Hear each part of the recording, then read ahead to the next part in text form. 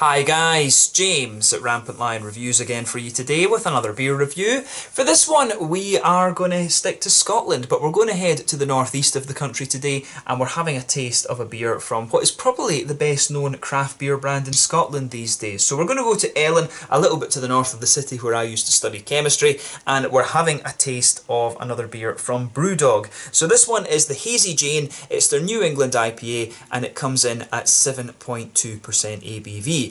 Now, one of the things I've said about Brewdog in recent times is that I personally have felt that the beers from the lighter end of the spectrum have not kept up the quality that they once used to have.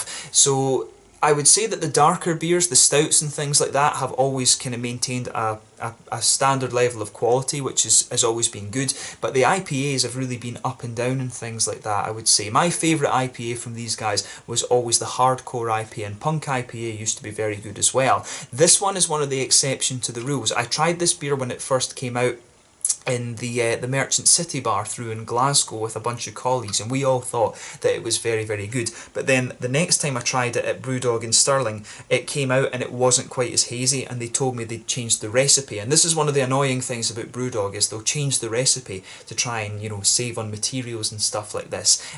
So I'm not sure how this beer will turn out, to be honest with you.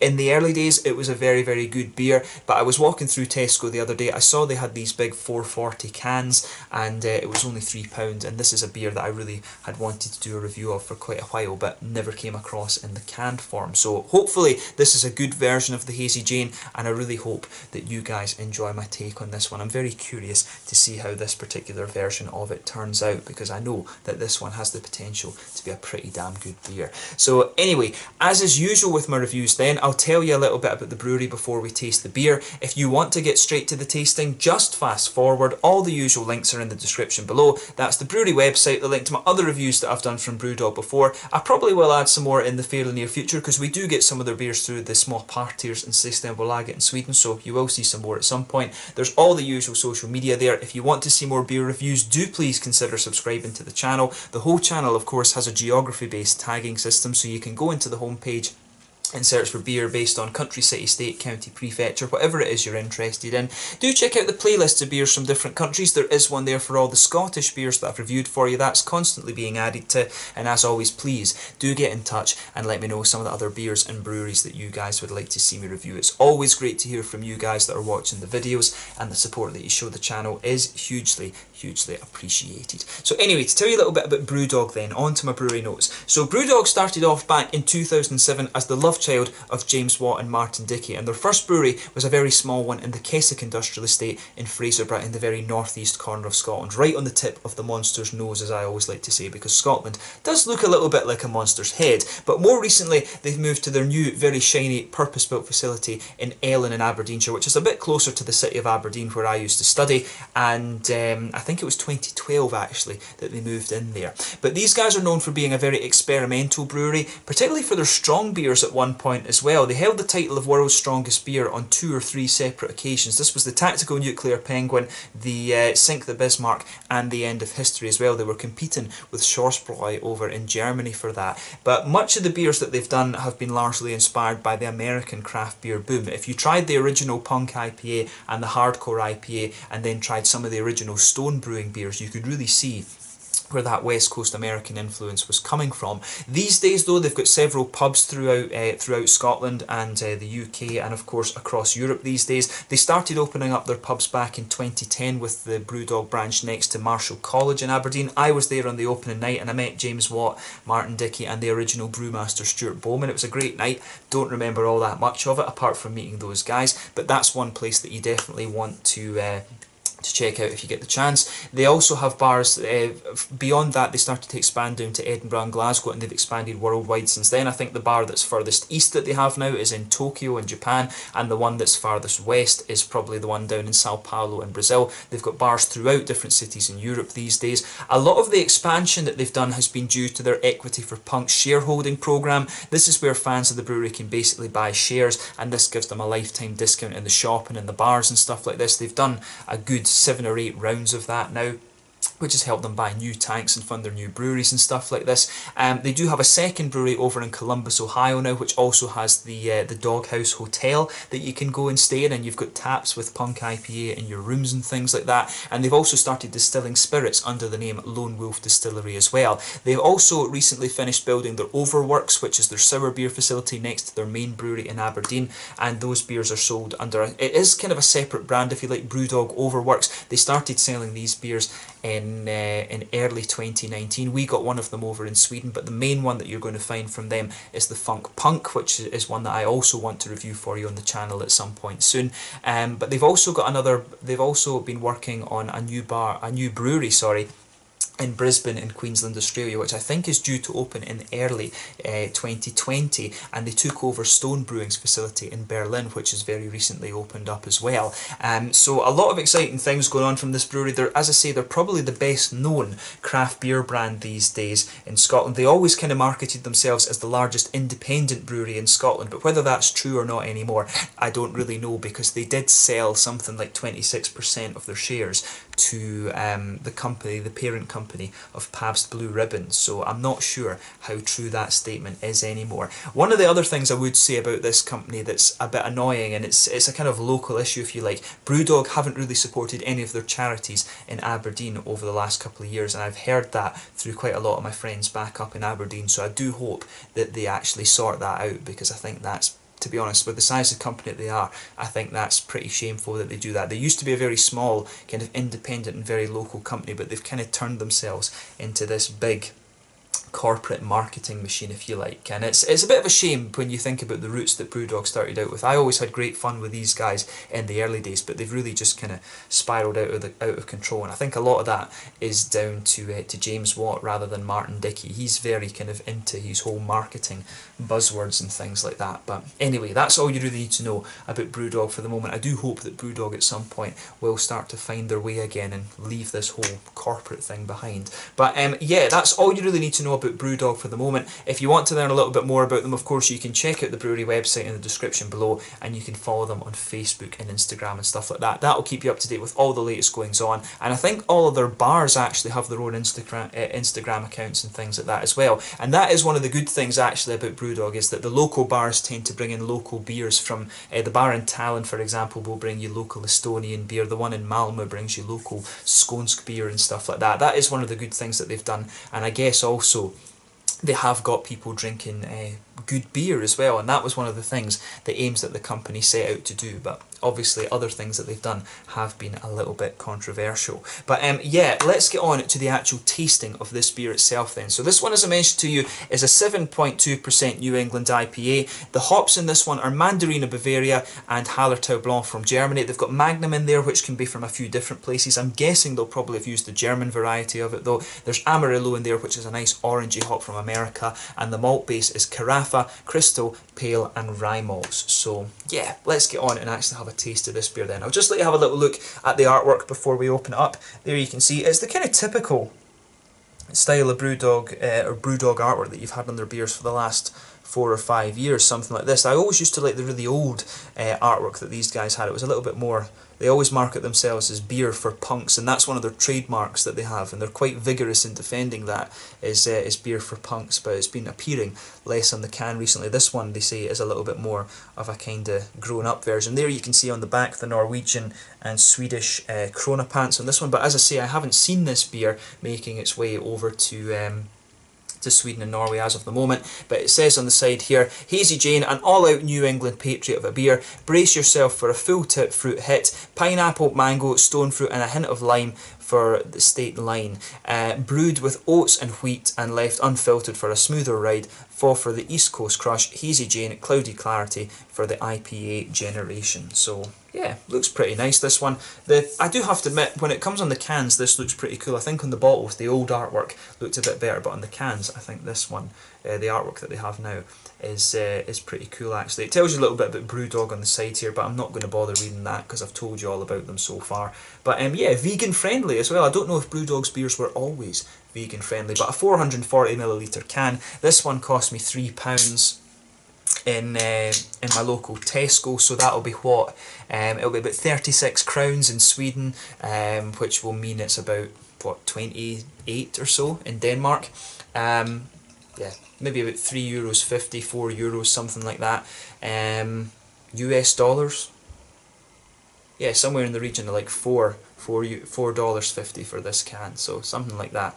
But yeah, looks very nice, and pretty much as you would expect from a New England IPA, to be honest with you. So as you can see with this one, it's poured a really nice bright yellow colour. This, you can see the level of haze on this, and this looks like the original one. As I said, I had a version of this beer in Merchant City in Glasgow when it first came out, and it was beautiful, but then I had one in Stirling that really looked quite watered down, to be honest with you. But as you can see, if I stick my fingers behind the glass there, there's a good level of haze to this one, which is what you would expect from a New England IPA. Definitely quite bright yellow in terms of its colour. One or two big bubbles sticking towards the side of the glass, and a few little ones heading up towards the bottom of that head there. The head was about a half finger, and I would say it was perfect white. It wasn't really creamy, it was definitely a perfect white head on this one. But overall, it looks pretty much as you would expect from a New England IPA, so nothing overly surprising in terms of its appearance. So let's take a closer look at the aroma then, and just see how we get on. That smells pretty good, actually. So straight away, it's the Hallertau Blanc that really jumps out at me with this one. Now, Hallertau Blanc it's a beautiful hop. It really has these lovely white grapey, green grapey qualities that you would expect of Nelson Sauvin. It's almost like the European equivalent, to be honest, of Nelson Sauvin, and that jumps straight out of the aroma at you right away. It also gives the impression of a little bit of a kind of gooseberry quality as well, in fairness. So straight away you're getting white grapes, green grapes, gooseberries. I don't know if it's right to say there's a bit of melon in there or something, but I have to admit I don't really agree with the what they're saying on the side. They're talking about, what is it, pineapples and mangoes and stuff like this. I'm not getting any of that out of this. This is definitely quite a white grapey, green grapey quality coming out of this one. I would agree with lime. They did say lime. There is a bit of an impression of a limey quality in there. But to me, white grapes, green grapes, a little bit of gooseberry coming out of this one in my mind. There's a good bit of an oily orange quality in there as well, and that's coming from the Amarillo. Amarillo was always one of my favourite hops when it first came out, but it seems to have taken a little bit of a back seat now with the emergence of like Azaka and Mosaic and stuff like that, which can also, they give you the orange, but they do give you a bit more complexity. Amarillo is a very straight up oily orange, one of the big three original, one of the big three original high alpha acid hops. So for me, this one's very light, and I do like the way that fruitiness comes out of this one, but definitely some oranges, some juicy oranges in there. And that'll be coming from the Mandarina Bavaria as well, in fairness. The Mandarina Bavaria, if I remember correctly, it's around 8% alpha acid, whereas the Hallertau Blanc, I think, is maybe about 11%, if I'm remembering correctly. So it's quite cool to see that with this one they are using European hops, and the Germans are experimenting a lot with these slightly higher alpha acid hops now, and more breweries are starting to take on. The Hallertau Blanc is a beautiful, it really is a beautiful hop, but the oranges in this one, they'll be coming both from the Amarillo and from the Mandarina Bavaria. The Amarillo, though, I want to say that it's around 12 or 13% alpha acid, so I'm guessing the more oily orange, if you like, will be coming from the Amarillo, and the slightly lighter, juicy orange, I think, will be coming from the Mandarina Bavaria. And when you take this beer in deeply, you really get that. But to me, it's the white grapes, the white greeny grapes, and the slightly gooseberry-ish qualities that are really dominating the fruity side of this beer for me. I do agree with what they say with lime in there. It might have been interesting for them to put a little bit of a kind of Waiti or something like that in there. Is Waiti the one that gives you the lime? And Equinox is the other one. Equinox, the American one. Waiti from New Zealand can give you these nice limey, cocktaily notes as well.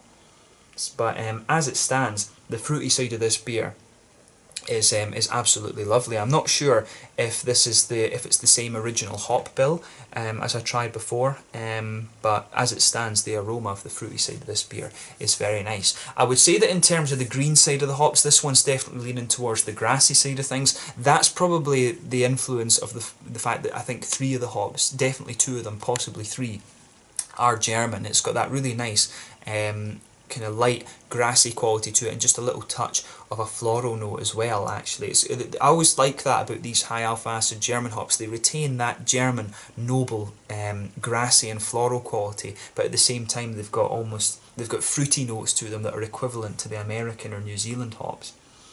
So I think that's a good choice of hops there, and this is, like I said, this is one of the beers that really breaks the rules, or breaks the perception of Brewdog that I've had over the recent years, because the aroma is absolutely lovely. In terms of the malt base, this is where it gets a bit difficult with this beer. In terms of the malt base, there's not too much in the way of the malt notes coming out of the aroma here. You can smell that there's a nice little bit of a creamy oaty quality in there. You can smell a little bit of a smooth white bready note to it, but I would say overall the malt base is leaning a little bit towards the creamier oaty side of things. There's maybe a bit of biscuity sweetness too, but really the malt base comes across as being quite creamy, and that sort of suits these green grapey, white grapey, gooseberry notes that you're getting from the hops in this one. So overall, aroma of this beer is really, really nice. It's very different compared to other New England IPAs that I've come across recently, but I like it, and as I say, this is one of the beers that I have found has broken the rules with Brewdog's light beers in recent times. So let's just have a taste of this one and see how it goes. As I always say, take a bit of time and enjoy the aroma of the beer before you get stuck into it. But this one is the Hazy Jane, a New England IPA coming in at 7.2% from Brewdog in Ellon in Aberdeenshire in Scotland. Let's get stuck in. Slàinte, skål, cheers.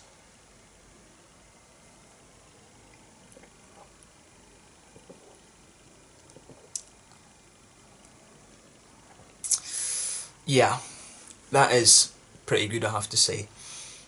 Now, as I said, my reservation with this beer before was that I'd had a very good version of this in Brewdog Merchant City. I don't know if that bar is called, I don't know if that one is a doghouse rather than just a regular Brewdog bar right enough, but I had a go of this beer in the Merchant City Brewdog bar, and it was very, very good. But then I had one in Stirling, my hometown, which is just wasn't quite as good. This one is a bit more like the original. I think they've done a really good job of this.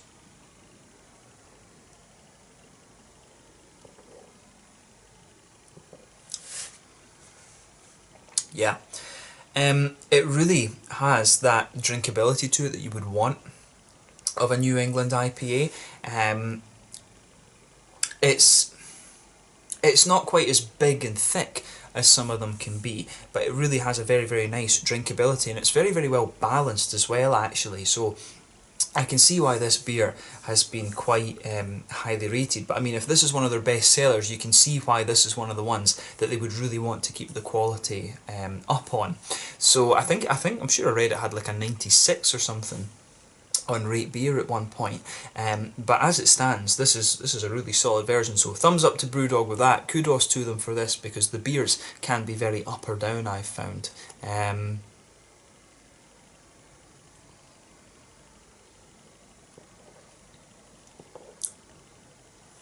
So yeah, let's try and break the flavour of this one down a little bit then. So straight away you can feel that nice malty base there. You can definitely feel a little bit of that that pale malty quality that just blankets the middle of the tongue.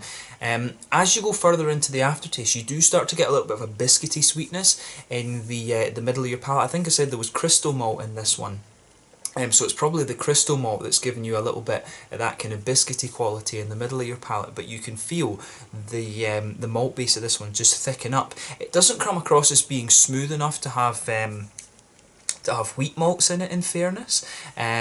So it's definitely a kind of lighter, pale malty quality. The crystal malt, like I was saying, gives you a nice kind of biscuity note to it. I think I said there was rye in this one too, but it doesn't come across as too cereally, and that's one of the things you can often get a little bit of a kind of cereally spice out of rye, but it comes across as a very light, kind of pale malty quality, just blanketing your tongue. You get a little bit of biscuity sweetness in the beginning, and then the further you go into the aftertaste, it dries out a little bit. But all that happens in the malt base, pardon me, is that it just kind of thickens up a little bit, and it's nice. So it's definitely one of the lighter and less kind of creamy malt bases that I've come across in the New England IPAs. But at the same time, it does manage to retain a certain level of creaminess. It's quite an unusual statement to make that. It's almost like It almost like has the kind of malt base you'd expect of like a German Helles or something like that. And I'm guessing if they've used, I'm sure they said they used a bit of Carafa malt in here as well. Carafa is a trademark of the Weiermann malt company over in Bamberg, and so it definitely, this beer, it has that light kind of German bready quality to it, but you get a bit of the biscuity sweetness in the middle of your palate, and there is a little bit of oatiness kind of comes out later on too. So I like how everything kind of goes together in this one. It's definitely got the flavours you expect of the New England IPA, but it's got a little bit of that almost German sessionability to it, so I like that point about this beer.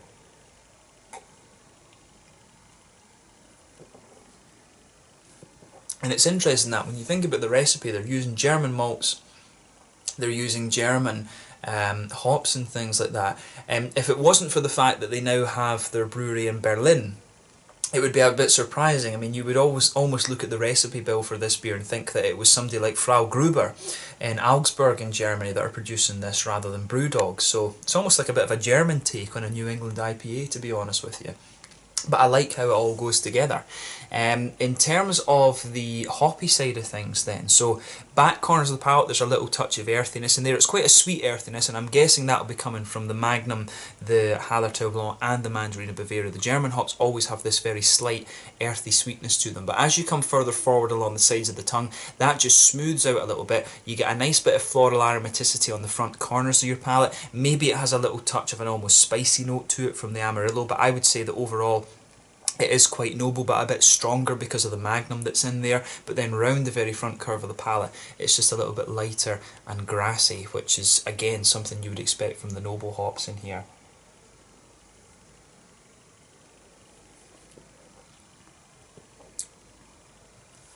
But yeah, I think where this beer really shines is the fruity side of things. As I always say, you get that nice oily bubble behind the front curve of your tongue where the juicy fruity esters start to push their way out of the beer. And for me, this one is really kind of quite well balanced actually. I mean, the way that the fruits come out in this one is different compared to other beers. I would say that there's a nice, that green-white grapey quality that you would expect of the Hallertau Blanc, that really dominates the kind of fruity aspect to the beer. That's the thing that's kind of forming the linchpin of this one. The further you go into the aftertaste, you can really feel the grapes just kind of linger there.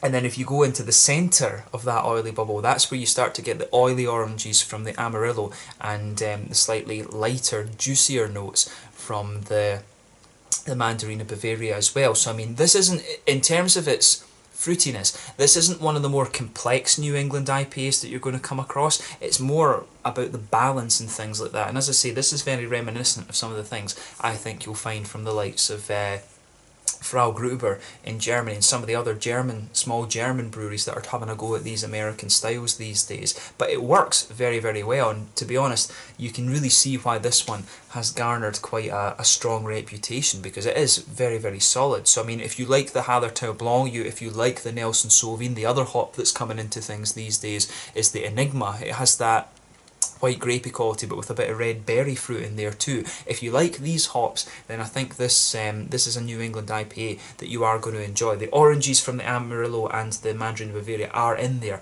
but they're not quite as dominating in the flavour as the green grapey things from the Hallertau are. But it's a very, very nice beer, this one. As I say, it kind of scuppers my impression that I've had of Brewdog in recent years, because this is a very, very solid beer from the lighter end of the spectrum. So thumbs up to Brewdog for that. I'll give them credit where credit is due. They've done a good job of this. And at £3 for a can like this in Tesco, you can't really go wrong with that. That's a very good price for a beer that is this good quality. Tesco have done quite well with the quality of the beers that they've put out there on the shelves recently.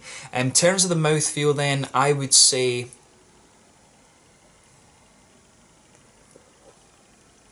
mid-bodied beer.